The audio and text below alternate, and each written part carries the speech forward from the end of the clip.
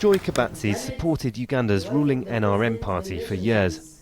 She wanted to become its Member of Parliament for her rural constituency, but says she lost the party's primaries because they were rigged. So she decided to run independently, but she says she was cheated of victory again. She showed us these pre-ticked ballots. She says she found ruling party officials stuffing them in ballot boxes for the parliamentary and presidential elections. The stuffing was not for me alone, for my opponent alone. The stuffing was for my opponent and for the president.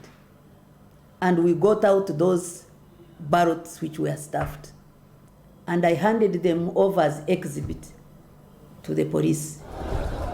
When Ugandans voted on the 18th of February, election observers were strongly critical.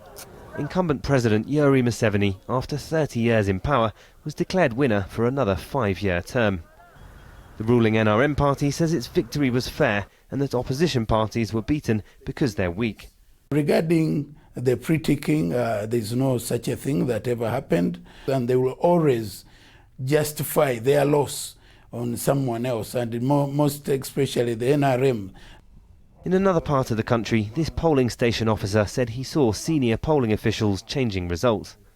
He got them changing the declaration form in the president of Inspector General in charge of the district. The police was there, soldiers was there. In fact, they were protecting those ones who were changing the declaration form. So we entered there by force, whereby they decided to cock the gun on us. Security agencies say their role is neutral and they only intervene to keep the peace. Near some polling stations in the capital, they fired tear gas to disperse angry crowds. And the Electoral Commission says such changing of results was not reported. I never saw that. I never heard that. We have not received that complaint. So I thought there were enough checks and balance to ensure that nothing is done. Meanwhile, opposition leader Kizza Besigye's supporters say he won. He's been detained several times and held at his home or police stations. Police say he's not been under arrest and that he wants to cause violent protests. 30 years ago, the ruling NRM came to power after fighting a civil war that began after a rigged election. The party was seen as a saviour.